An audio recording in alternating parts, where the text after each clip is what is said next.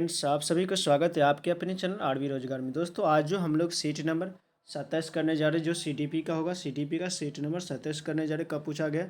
जो 25 जनवरी 2023 में पूछा गया है। सबसे पहले हम लोग सीटीपी का 30 क्वेश्चन करेंगे, ठीक है। सीटीपी हो जाएगा, उसके बाद एसएसटी का, उसके बाद फिर हिंदी का, ठीक है। अगर इसमें से अगर 30 क्वेश्चन जो है सीटीपी में पूछा जाता है, अगर पूरा प्रीवियस ईयर को कर लेते तो इसमें से 25 क्वेश्चन जो है आप लोगों को आसानी से एग्जाम में टकराने के चांस रहता है, यानी बन जाता है, ठीक है। अगर इसे पिछले का वीडियो नहीं देखे, पिछले क्लास का वीडियो नहीं देखे पीवाईक्यू का, तो वो भी जा करके देख सकते हैं, अपने तैयारी को बेहतर कर सकते हैं और अपने दोस्तों या फ्रेंड या मित्र या जो भी हो उनको शेयर कर सकते हैं, ताकि उनका भी तैयारी अच्छे से हो सके, ठीक है। चलिए, आप लोगों को ज़्यादा समय लेते क्वेश्चन की ओर बढ़ते हैं। और एक चीज़ कहना चाहेंगे, अगर अभी तक चैनल को सब्सक्राइब नहीं किए तो चैनल को सब्सक्राइब कर देंगे, बेल आइकन को ऑन कर देंगे, ठीक है, ताकि आप लोगों के लिए इसी तरह का जो है वीडियो सबसे पहले पहुँचे, ठीक है। चलिए क्वेश्चन की ओर बढ़ते हैं, क्वेश्चन की शुरुआत करते हैं। सबसे पहला क्वेश्चन है, जो निम्न में से क्या शारीरिक विकास में शामिल नहीं है? यहाँ पर नेगेटिव क्वेश्चन पूछा गया कि जो शारीरिक विकास में शामिल नहीं है उनको चुनना है, ठीक है। पहला में दिया गया कि शारीरिक आकार व अनुपात में बदलाव, ठीक है। इसमें बी में दिया गया है कि शारीरिक प्रणाली का कार्य। तीसरा में दिया गया है कि प्रतिबोधक व गतिक कौशल। और चौथा दिया गया कि संवेदनात्मक संप्रेक्षण में बदलाव। तो पहला नंबर क्वेश्चन का आंसर कौन सा हो जाना चाहिए? तो ये हो जाएगा ऑप्शन चौथा, ये जो है संवेदनात्मक कौशल जो दिया गया है, ये जो है विकास यानी शारीरिक विकास में जो है नहीं शामिल है, ठीक है। ऑप्शन कौन सा हो जाएगा? चौथा सही हो जाएगा, ठीक है, ऑप्शन चौथा। इसके बाद अगला क्वेश्चन है, दूसरा में दिया गया कि बच्चे के विकास का क्रम है, यानी बच्चे के विकास का क्रम कैसे होता है? जन्म के समय निश्चित होता है। बी में दिया, यानी दूसरा में दिया पर्यावरण से उचित सहायता के साथ बदल सकता है। और तीसरा में दिया गया कि एक समान है और सभी संस्कृतियों में विकास की गति समान रहती है। और चौथा दिया कि पूरी तरह से अप्रत्याशित है और क्योंकि यह अव्यवस्थित है, ठीक है। तो दूसरा नंबर क्वेश्चन का आंसर कौन सा हो जाएगा? तो ये दूसरा नंबर का ऑप्शन दूसरा सही हो जाएगा, यानी पर्यावरण से उचित सहायता के साथ जो है बदला जा सकता है। बच्चों का विकास जो है पर्यावरण के उचित सहायता के साथ जो है बदला जा सकता है। इसके बाद हम लोग थर्ड क्वेश्चन की ओर बढ़ते हैं। थर्ड क्वेश्चन में दिया गया कि समाजीकरण की प्रमुख प्राथमिक संस्था है। समाजीकरण का जो है प्रथम यानी प्राथमिक जो है संस्था कौन सा? प्राथमिक एजेंट में कौन कौन सब आता है? परिवार आता है, ठीक है, परिवार आता है, समाज आता है, ठीक है, ये सब आता है। तो ऑप्शन पहला सही हो जाएगा, ठीक है। स्कूल, मीडिया, ये सब क्या आता है? द्वितीयक संस्था में आ जाता है। इसके बाद अगला क्वेश्चन दिया गया है, चौथा में दिया गया है, जो किस चरण में बच्चे निगनात्मक तर्क कर पाते हैं वह सामाजिक मुद्दों से सरोकार रखते हैं, ठीक है। इसमें से कौन सा जो निगनात्मक तर्क जो है कर पाते हैं, ठीक है, यानी तर्क निकालना शुरू कर देता है, तो इनमें से कौन सा हो जाएगा? तो ये हो जाएगा अमूर्त सक्रियात्मक अवस्था में जो है ये तर्क वितर्क करना शुरू कर देता है, क्रिटिकल थिंकिंग डेवलप हो जाता है। किसमें? तो अमूर्त सक्रियात्मक अवस्था में। विकास का कितने अवस्था है? तो ये 4 अवस्थाएं होती हैं। सेंसरी मोटर स्टेज जिसको संवेदी चालक अवस्था कहते हैं। उसके बाद प्री ऑपरेशनल स्टेज यानी पूर्व सक्रियात्मक अवस्था। और तीसरा होता है जो मूर्त सक्रियात्मक अवस्था, जिसको कॉन्क्रीट ऑपरेशनल स्टेज बोला जाता है। और चौथा होता है जो अमूर्त, जिसको फॉर्मल ऑपरेशनल स्टेज बोला जाता है, अमूर्त सकारात्मक अवस्था, ठीक है। यह आता है अमूर्त, ये जो आता है फॉर्मल ऑपरेशनल स्टेज में आता है, ठीक है। तो अमूर्त सकारात्मक अवस्था इसमें होता है, ठीक है। तो इस क्वेश्चन का आंसर क्या हो जाएगा? ऑप्शन चौथा। इसके बाद हम लोग पाँचवा में दिया गया कि जीन पियाजे के अनुसार, यानी जीन पियाजे के संज्ञानात्मक सिद्धांत के विकास की जो है एक प्रमुख आलोचना है। जीन पियाजे का जो संज्ञानात्मक विकास का जो सिद्धांत दिया था उसमें, यानी उसका क्या आलोचना किया था, यानी किस चीज़ का आलोचना हुई थी इसमें? पहला दिया गया कि उन्होंने बच्चों को सक्रियकर्ताओं के रूप में नहीं देखा, सक्रियकर्ता के रूप में नहीं देखा। दूसरा दिया गया कि उन्होंने अधिगम में भाषा की बहुत महत्वपूर्णता प्रस्तावित की। और तीसरा दिया गया कि उन्होंने समाज और संस्कृति के प्रभाव को ध्यान में नहीं रखा। तो पाँचवा नंबर क्वेश्चन का आंसर क्या हो जाएगा? ऑप्शन तीसरा, यानी जीन पियाजे कहना क्या था कि वो बच्चे जो होते हैं एक छोटे से नन्हे वैज्ञानिक की तरह होते हैं, वो खुद से अपने तर्क वितर्क या खुद से जो करके सीखते हैं, ठीक है, लर्निंग बाय डूइंग से वो सीखते हैं, ठीक है। जबकि इसके अलावा जो है इस सिर्फ बच्चे जो खुद से करके नहीं, वो पर्यावरण से अनुकरण करके भी सीखते हैं। बच्चे पर जो है समाज और संस्कृति का भी प्रभाव पड़ता है, वातावरण का भी प्रभाव पड़ता है। तो ये जो है इसमें जो है समाज और संस्कृति का जो प्रभाव का जो है नज़रअंदाज किया था। तो यही इसका क्या हो जाएगा, आलोचना किया था, ठीक है।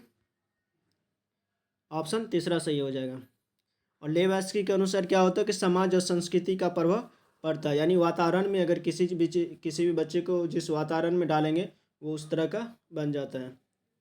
इसके बाद 6 नंबर क्वेश्चन में दिया गया है, 6 में दिया गया है, 6 में दिया गया कि जिन पियाजे के अनुसार इनमें से कौन सा जो कारक संज्ञानात्मक विकास में महत्वपूर्ण भूमिका नहीं निभाता है।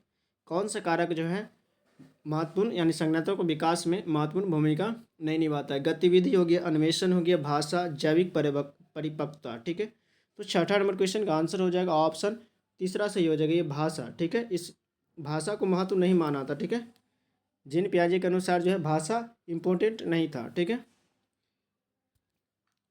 जिन पियाजे कहना था कि गतिविधि एक्टिविटी से यानी कि एक्टिविटी से सीख सकता है, अन्वेषण से सीख सकता है, जैविक परिपक्वता से सीख सकता है, यानी कि उनके अंदर जो बायोलॉजिकल जो चेंज होते हैं उससे वो सीख सकता है, ठीक है। लेकिन भाषा ऐसा ज़रूरी नहीं है, ऐसा ये बताया था। तो ऑप्शन तीसरा सही हो जाएगा। इसके बाद 7वां में दिया गया कि लॉरेंस कोहलबर्ग के बारे में, एक सेकेंड, 7वां में दिया गया कि लॉरेंस कोहलबर्ग के अनुसार दिए गए उत्तर लॉरेंस कोहलबर्ग के अनुसार जो है दिए गए उत्तर पर यानी उत्तर जो है पारंपरिक यानी नैतिकता के 5वें चरण सामाजिक अनुबंध अभिविन्यास में क्या यानी व्यक्ति जो है मानते हैं, यानी सामाजिक अनुबंधन अभिविन्यास में ये होता है कि कोई भी व्यक्ति जो है समाज के अनुसार उस लॉ को यानी नियम को जो है पालन करना शुरू कर देता है। समाज के अनुसार अगर समाज में बताया जाता है कि ये नियम लागू करना है तो उसके अकॉर्डिंग बच्चे जो है उसका पालन यानी फॉलो करना शुरू कर देता है। तो 7वां नंबर क्वेश्चन का आंसर कौन सा हो जाएगा, तो 7वां में दिया ऑप्शन चौथा सही हो जाएगा, यानी कि नैतिक निर्णय स्वयं चुने हुए नैतिक सिद्धांतों के संदर्भ में किए जाने चाहिए। ऑप्शन चौथा सही हो जाएगा, ठीक है, ऑप्शन चौथा। इसके बाद 8वां में दिया गया कि यह विचार 8वां में दिया गया कि यह विचार कि बच्चों के सीखने में उनके सांस्कृतिक संदर्भ के अनुसार उनकी सहायता व मार्गदर्शन देना चाहिए, ठीक है। ये किसने कहा था कि बच्चे को सीखने में जो है उनको सहायता और मार्गदर्शन देना चाहिए, किसने प्रस्तावित किया था, ये लेवास्की के अनुसार, ठीक है, यानी ZPD देना चाहिए, जोन प्रोक्सिमल डेवलपमेंट यानी समीपस्थ विकास का सिद्धांत दिया था इसी ने। तो ऑप्शन चौथा सही हो जाएगा, यानी इसको जो है अगर ये कहा जाता है कि बच्चे को अगर थोड़ा सा हेल्प मिल जाता है तो और अच्छे से सीख लेते। तो 8वां क्या हो जाएगा, ऑप्शन चौथा सही हो जाएगा, लेवास्की। इसके बाद 9th नंबर में है, 9 में दिया गया कि विद्यार्थियों को संकेत व इशारा देना सोच विचार की क्रियाओं को मॉडल करना किसके उदाहरण है, ये किसका उदाहरण कर रहा है। ऑप्शन में देखते हैं, अनुकूलन का या निलंबित ऑप्शन में देखते हैं, ऑप्शन में दिया गया कि अनुकूलन का या विलंबित अनुसरण का या डटकर स्मरण का या पार मीन्स होता है स्कैफोल्डिंग यानी सहायता देना, ठीक है। तो 9 नंबर क्वेश्चन का आंसर क्या हो जाएगा, तो ऑप्शन चौथा, यानी कि उसको संकेत दे रहा है कि ऐसे करने के लिए। इसका मतलब क्या है, वो उसको सहायता हेल्प कर रहा है, एक छोटा सा हेल्प कर रहा है। वो जो हेल्प होता है पार या स्कैफोल्डिंग जो होता है वो होता है इसका टेम्पररी होता है। जब बच्चे नहीं सीखता तब उस समय उसको हेल्प किया जाता है, और जब सीख लेने के बाद जो है फिर उसको स्वतंत्र छोड़ दिया जाता है किसी भी प्रॉब्लम को सॉल्व करने के लिए। इसके बाद 10वां में दिया गया है कि एक प्रगतिशील कक्षा में क्या जरूरी है, एक प्रगतिशील कक्षा में क्या जरूरी है। बच्चे अर्थपूर्ण गतिविधि में संलग्न होते हैं जिससे वे अपनी क्षमता के अनुसार कार्य कर पाएँ, ठीक है। तो प्रगतिशील कक्षा जो कैसा होना चाहिए, इसी तरह का होना चाहिए कि बच्चे जो है अर्थपूर्ण गतिविधियों में संलग्न होकर के जो है अपने क्षमताओं के अनुसार जो है कार्य कर पाए, यानी कोई भी चीज़ को सीख सके। ठीक है। इसके बाद 11 में दिया गया है कि डैश वाले व्यक्ति विशिष्ट स्वरों, लय, ताल के बीच अंतर करने में सक्षम होते हैं, जिसे पहचानने में अन्य चूक जाते हैं। कौन से जो है बुद्धि वाले बच्चे जो है ताल, लय, स्वर को जो है पहचानने में जो है सक्षम होते हैं। तर्क गणितीय विधि में जो है क्या होता है कि मैथ्स का जो है वो अच्छे उनके पास ज्ञान यानी बुद्धि होते हैं। दूसरा, शारीरिक संवेदक में ये इससे क्या बनते हैं, एक्टर बनते हैं। ठीक है। उसके बाद अंतर्व्यक्तिक संगीत, तो ऑप्शन चौथा हो जाएगा यानी संगीत। ठीक है। लय, स्वर, ताल ये सब क्या किस में आ जाएगा, संगीत में, बुद्धि में। तो 11 क्या हो जाएगा, ऑप्शन चौथा सही हो जाएगा। इसके बाद 12 में दिया गया कि लेवात्स्की के अनुसार भाषा डैश की संज्ञात्मक विकास में कोई भूमिका नहीं है। ठीक है। लेवात्स्की क्या कहा था कि भाषा जो है यानी संज्ञात्मक विकास में भाषा का कोई भूमिका नहीं है। नहीं, इसने नहीं कहा था, जीन पियाजे ने कहा था। इसके बाद दूसरा दिया गया कि संज्ञात्मक विकास में बेहद महत्वपूर्ण है। तो 12 क्या हो जाएगा, 12 हो जाएगा ऑप्शन दूसरा, यानी लेवात्स्की के अनुसार जो है भाषा बहुत ही इंपॉर्टेंट है संज्ञानात्मक के लिए, यानी सीखने के लिए, कॉग्निटिव डेवलपमेंट के लिए भाषा क्या है, बहुत ही इंपॉर्टेंट है लेवात्स्की के अनुसार। तो ऑप्शन दूसरा सही हो जाएगा। इसके बाद दिया गया कि संज्ञानात्मक विकास में बाधा डालती है, ये गलत है। संज्ञानात्मक विकास के पीछे रहती है, नहीं। तो ऑप्शन क्या हो जाएगा, ऑप्शन दूसरा सही हो जाएगा। इसके बाद हम लोग 13 की ओर बढ़ते। 13 में दिया गया कि अभिकथन ए में माध्यमिक स्कूल के शिक्षकों के लिए यह महत्वपूर्ण है कि वे मीडिया में जेंडर रूढ़िवादिता के चित्रण का आलोचनात्मक रूप से देखने के लिए छात्रों को सक्षम करें। इसके बाद कारण में दिया गया है, तर्क में दिया गया है कि मीडिया समाजीकरण की एक महत्वपूर्ण संस्था है। ठीक है। इस क्वेश्चन का आंसर क्या हो जाएगा, 13 नंबर क्वेश्चन का आंसर कौन सा हो जाना चाहिए। तो 30 नंबर क्वेश्चन का आंसर जो हो जाएगा, इस क्वेश्चन का आंसर हो जाएगा ऑप्शन पहला, यानी दोनों सही है और आर जो है एक ही व्याख्या करता है। इसके बाद अगला क्वेश्चन 14 में दिया गया है कि बच्चों के आकलन के बारे में निम्नलिखित में से कौन सा कथन जो है सही नहीं है। ठीक है, सही नहीं है, इसमें से कौन सा कथन सही नहीं है उसको चुनना है। पहला दिया गया कि आकलन से बच्चों की तैयारी को परखने में मदद मिलती है। ठीक है, यानी आकलन करने से बच्चों की जो है तैयारी में मदद मिलती है, ये तो सही है।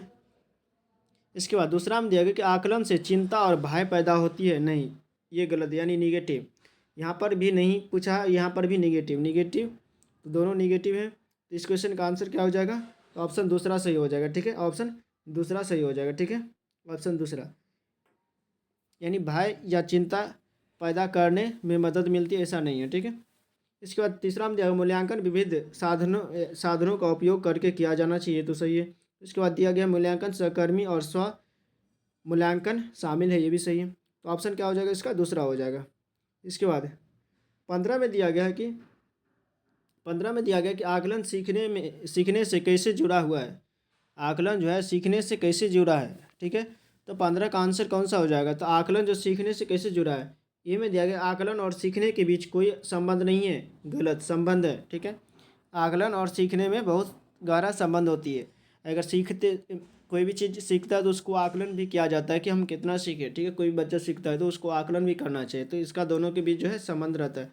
इसका दूसरा दिया कि आकलन सीखने के अंत में होता है, नहीं, आकलन सीखने के अंत में नहीं होती है, सीखने के दौरान होता है। ठीक है, और तीसरा दिया गया कि आकलन सीखने के एक अभिन्न अंग होना चाहिए, ऑप्शन तीसरा सही हो जाएगा। आकलन जो है सीखने का अभिन्न अंग होना चाहिए, ऑप्शन तीसरा। सीखने को मूल्यवान के आधार पर निर्देशित किया जाना चाहिए, नहीं, ऑप्शन तीसरा सही हो जाएगा इसका। इसके बाद अगला क्वेश्चन 16 में दिया गया कि समावेशी शिक्षा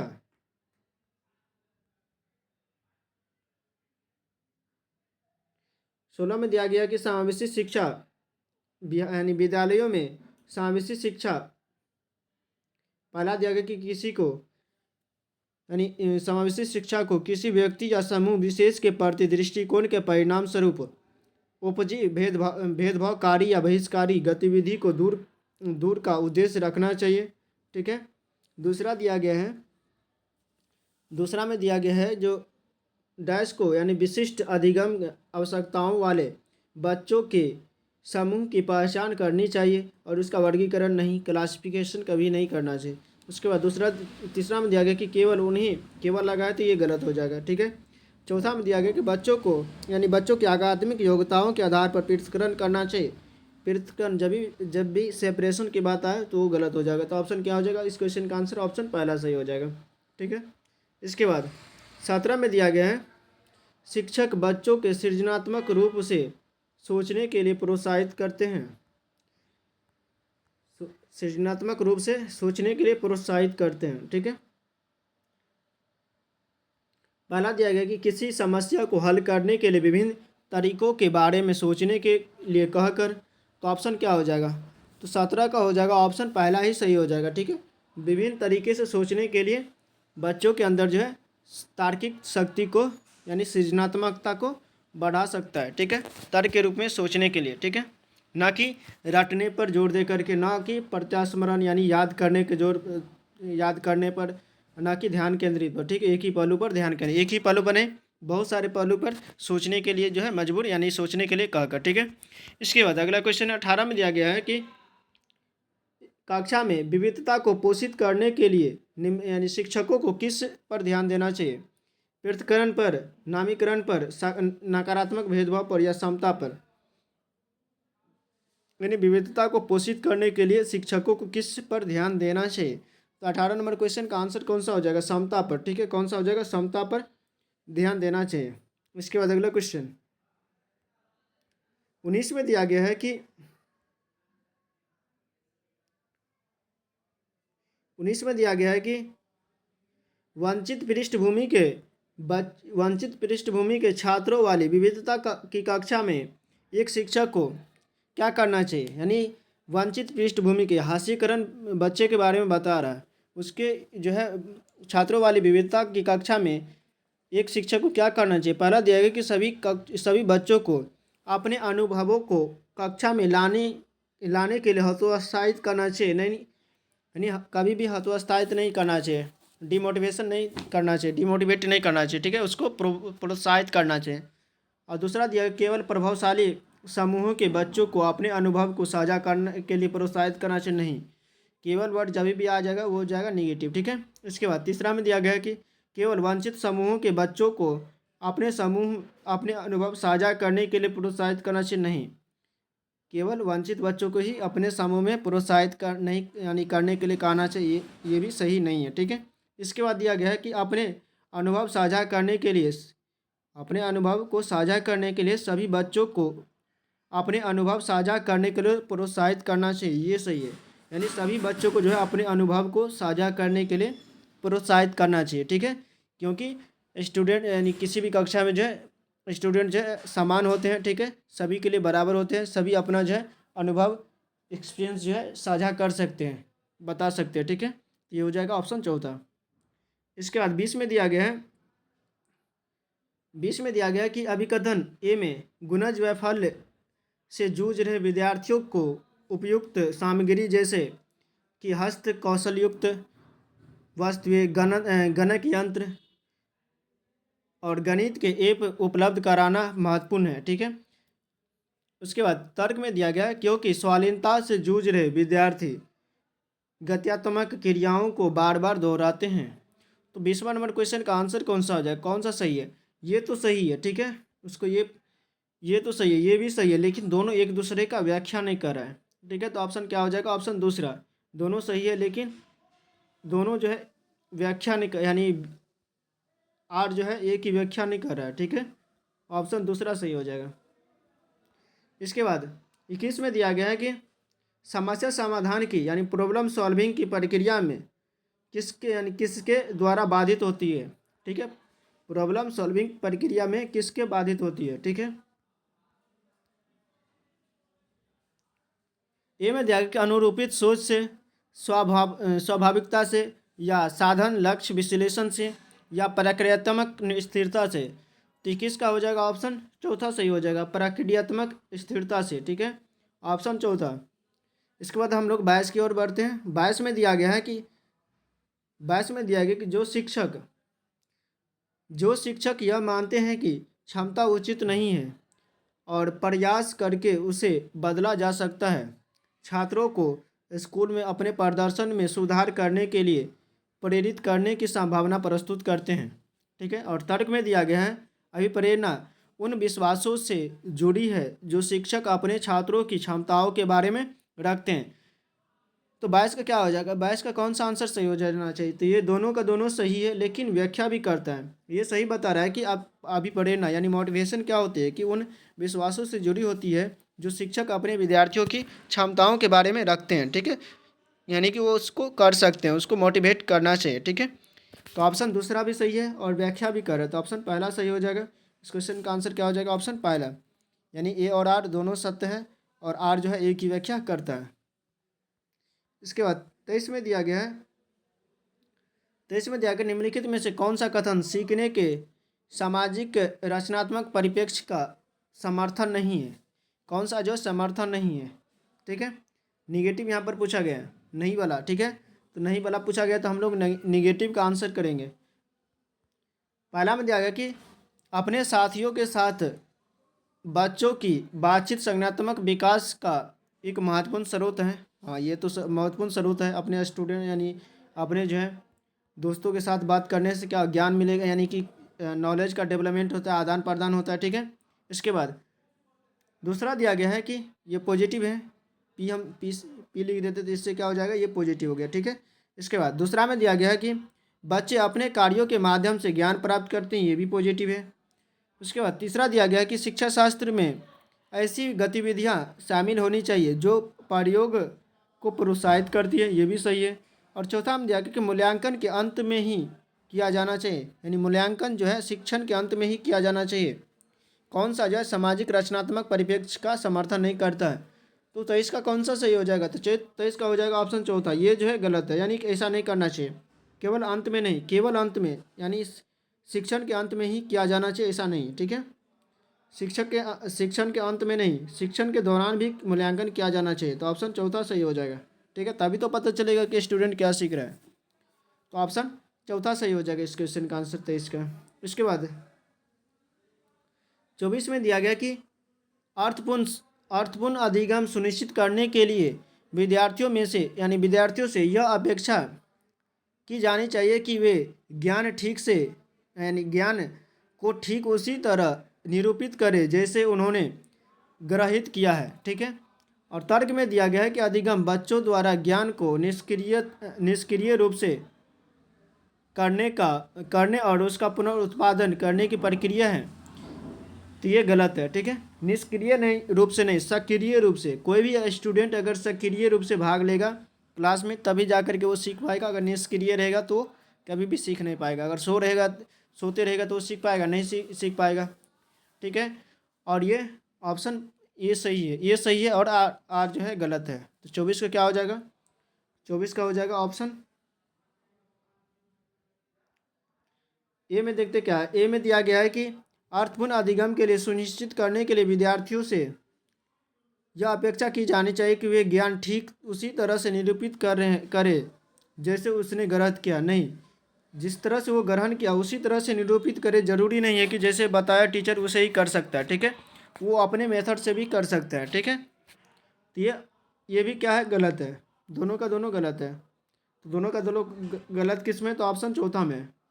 ऑप्शन चौथा यानी दोनों गलत है, ऑप्शन चौथा। ठीक है, इसके बाद अगला क्वेश्चन 25 में दिया गया है कि चारू चारू यानी चारू किसी विषय में यानी चारू एक नाम किसी का है। ठीक है, चारू जो है किसी विषय में कोई अभिरुचि नहीं है। ठीक है, वह केवल परीक्षा में उत्तीर्ण होने के लिए पढ़ती है। तो चारू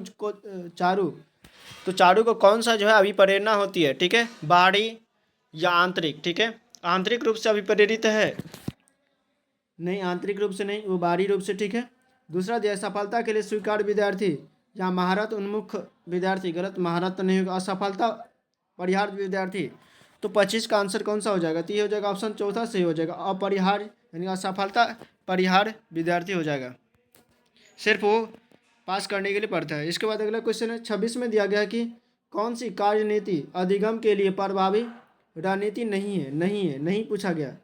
ठीक है, तो 26 का क्या हो जाएगा, तो 26 का कौन सा आंसर हो जाना चाहिए, अर्थहीन अनुवाद, अपने किसी साथी को समझाना, स्वयं से प्रश्न पूछना, ठीक है, और अवधारणा मानचित्र बनाना।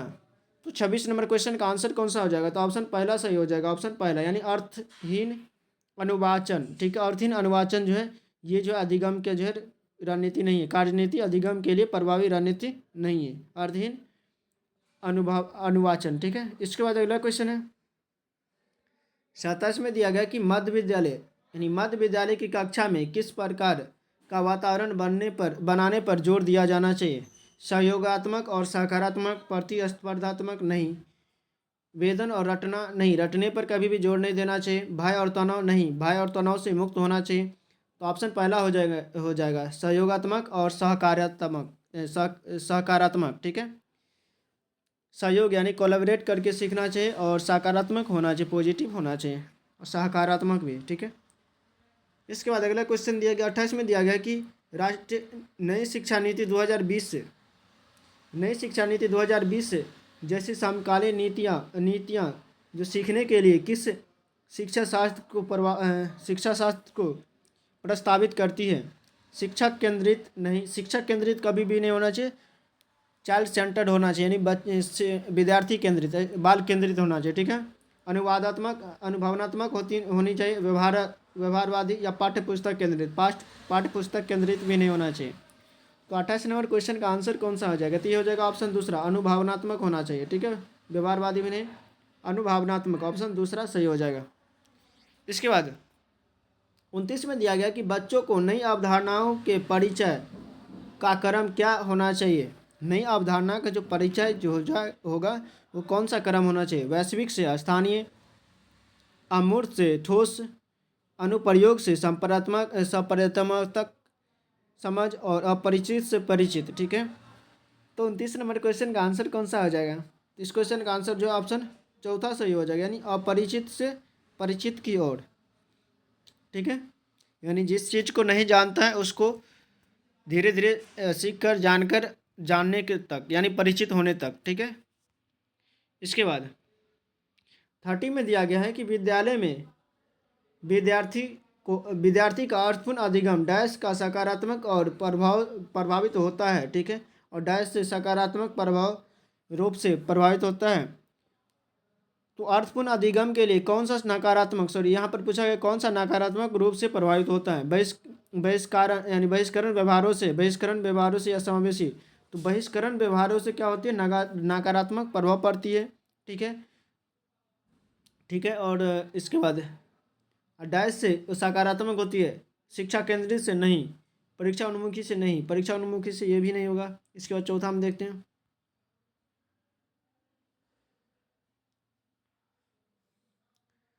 शिक्षा केंद्रित दिया गया है, ठीक है, यानी कि इसमें दिया गया है किससे जो होता है, परीक्षा उन्मुखी से जो है प्रभावित होती है। तो इसमें से क्या हो जाएगा, परीक्षा उन्मुखी से प्रभावित होती है।